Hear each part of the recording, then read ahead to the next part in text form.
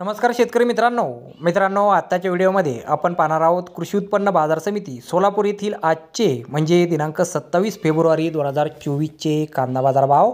मित्रांनो, आज सोलापूर येथे एकूण 650 कांदा गाड्यांची आवक ही दाखल झालेली आहे।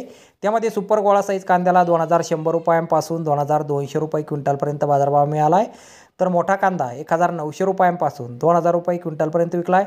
मुक्कल साईज कांदे 1700 रुपयांपासून 1800 रुपये क्विंटलपर्यंत विकलेत। मीडियम साईज कांद्याला 1500 रुपयांपासून 1600 रुपये क्विंटलचा बाजारभाव आज सोलापूर येथे मिळाला आहे। गोल्टा कांदा 1300 रुपयांपासून 1400 रुपये क्विंटलपर्यंत विकला आहे।